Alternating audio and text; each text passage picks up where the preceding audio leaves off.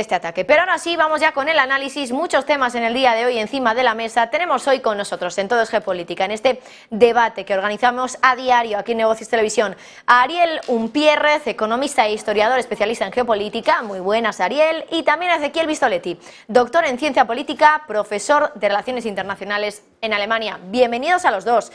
Muchísimas gracias por estar aquí con nosotros. Somos conscientes de que son unas fechas complicadas cada vez más por las vacaciones, pero aún así aquí en Negocios Televisión al pie del cañón para hablar de geopolítica. Acabo de mencionarlo, ¿no? Sigue habiendo tensión entre Rusia y Ucrania, sobre todo tensión que incluso ya está llegando a territorio ruso. Ya hace meses, ¿no?, que vamos viendo este tipo de sucesos dentro del territorio de Rusia, últimamente más cercanos a la frontera, pero ahora incluso estamos viendo en Moscú también. Ahora dice Moscú que va a tomar represalias. ¿Qué os parece? Voy a empezar por Ariel. ¿Qué tal? Buenas tardes. Sí, en primer lugar saludar a Ezequiel, que somos amigos hace muchos años, mucho tiempo y compatriotas. Así que un placer compartir con él esta tertulia. Bueno, lo que está pasando es lo que estaba previsto.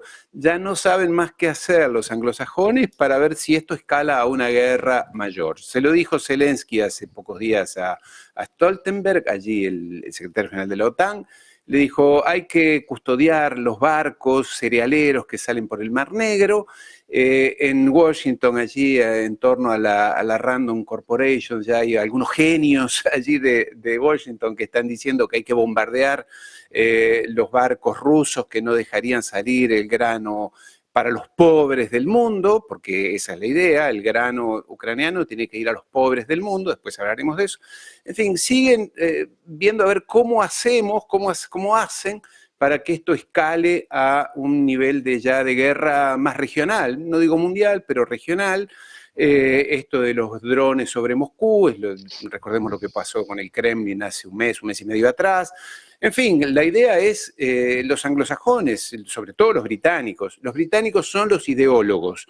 Los norteamericanos son la fuerza de choque, pero los ideólogos son la City de Londres, son esta gente que desde hace 200 años lo único que quieren es someter al tercer mundo o al resto del planeta, en realidad, porque incluimos todo. Entonces, que sí, que esto están buscando que escale a un nivel superior. Una vez más, por lo menos yo lo digo siempre, los rusos muestran una paciencia y una cordura inigualable, porque les hacen todo tipo de provocaciones, pero ellos van a lo que es el objetivo de ellos. Y aquí dos preguntas, que es la que me hago, y con Ezequiel nos la hemos hecho desde hace un año y medio atrás, más o menos.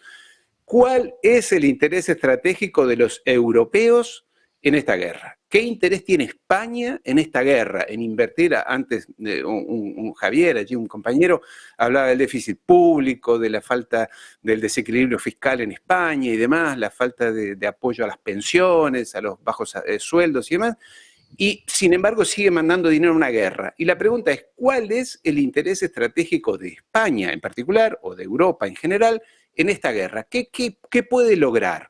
Y la segunda pregunta que nos hacemos, o que me hago yo en particular, es, ¿ha hecho un buen negocio, y ya hablo entre comillas, Ucrania con esta guerra? ¿No era mejor permanecer neutral, como lo fue Finlandia, como lo fue Suiza, como lo ha sido Suecia, como tantos países a lo largo de los años, neutral y no perder, no sé, 250.000, 300.000 personas? Ya hablan de 4 millones de heridos, de mutilados. En fin, yo no entiendo, y hago una pregunta que parece retórica a esta altura. ¿Cuál es el interés estratégico de Europa en esta guerra con Rusia? Más allá de lo que dice Borrell, que claro, ganando 40.000 euros por mes, sin pagar impuestos, no manda a sus hijos a la guerra y dice que la guerra tiene que continuar por cuestiones morales, porque dice que la independencia de Ucrania es fundamental. Pero ¿cuál es el interés estratégico? Yo le preguntaría a las madres ucranianas que han perdido a sus hijos o a los padres que han perdido una pierna en esta guerra, ¿valía la pena o simplemente se resolvía siendo neutrales, como lo ha sido Suiza, como lo fue Austria, como lo fue Finlandia durante décadas, incluida la Segunda Guerra Mundial? Esta es la pregunta, y en lo que hace España es, una vez más, tantos problemas económicos que tiene España. Yo acabo de regresar en el día de ayer de España.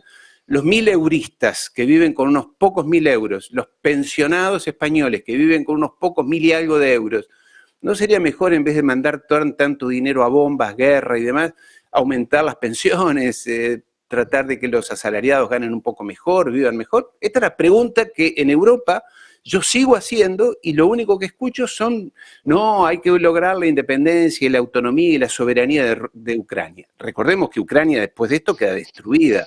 No sé si va a seguir existiendo como país, ya era un estado fallido antes, el estado más corrupto del mundo, hoy dedicado al tráfico de niños, tráfico de órganos, tráfico de armas.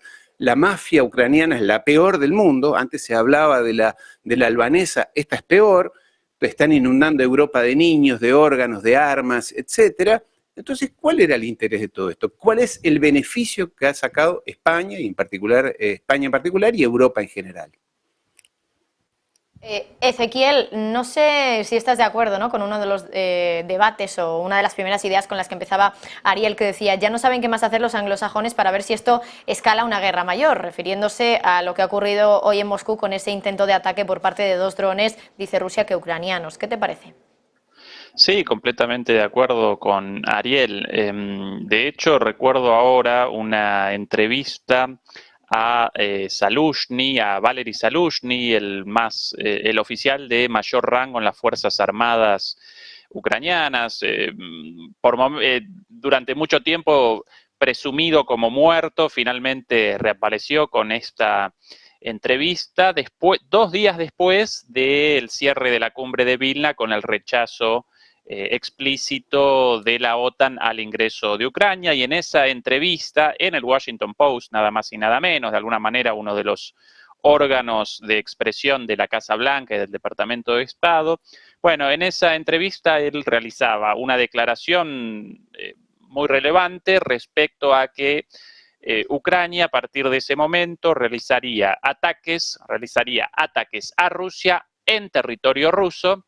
Redondeaba la frase con armamento ucraniano.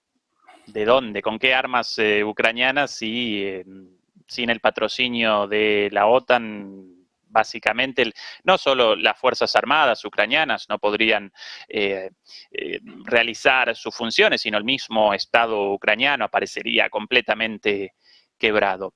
Bueno, poco tiempo después de eso comenzó el primer ataque hacia una infraestructura civil sin ningún sentido militar, cuando fue perpetrado el segundo ataque contra el puente de Kerch. En algunos medios lo presentaban como un ataque contra un objetivo militar en el contexto de la mal llamada contraofensiva ucraniana, pero en realidad eso carecía por completo de relación con esa ofensiva, porque aparecía a cientos de kilómetros del frente de batalla, y además de ningún modo la destrucción de uno de los carriles de ese puente determinaría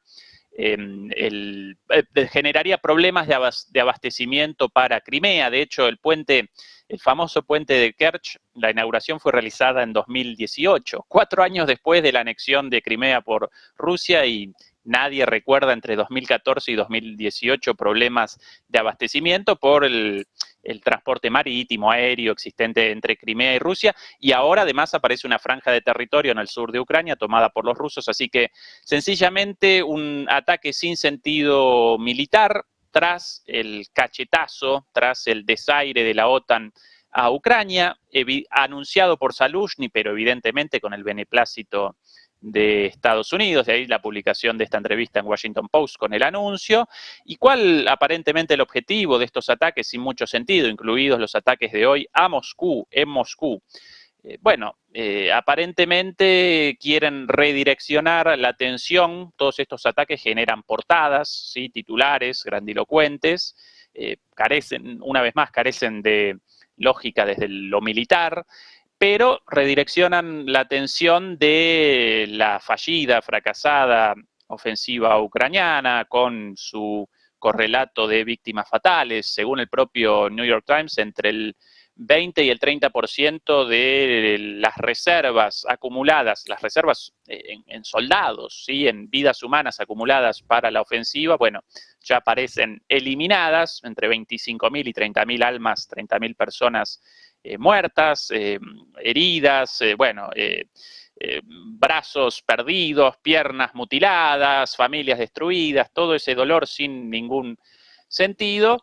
Y bueno, ¿cuál es el objetivo entonces ahora de estos ataques? El redireccionamiento de la atención hacia allí. Uno de los peligros aparece en la posibilidad de una escalada rusa, porque si bien estos ataques carecen, una vez más, de sentido de celo militar, generan propagandísticamente, publicitariamente, mucho ruido, y no solo en Occidente. En Rusia, sectores duros ya están solicitando un empeoramiento, una represalia mucho más dura aún contra Ucrania. También, bueno, aparecieron críticas respecto a la capacidad defensiva de los sistemas antiaéreos rusos por el ataque de hoy mismo. Uno de los datos o de los hechos no mencionados en ningún lado, en el segundo impacto de drones llevado a cabo hoy, uno en un edificio en un centro de negocios, otro aparentemente después de que uno de los drones fuera desactivado por un sistema de defensa aérea de guerra electrónica. Bueno, el dron ese en caída colisionó contra un edificio, contra un edificio, pero ese edificio aparecía a 500 metros de un cuartel del Ministerio de Defensa muy importante, y eso generó inmediatamente muchísimas alarmas en Rusia respecto a la capacidad de defensa. Claro.